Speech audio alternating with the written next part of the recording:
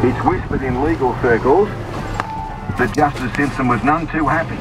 with laws enacted in New South Wales that ensured murderers of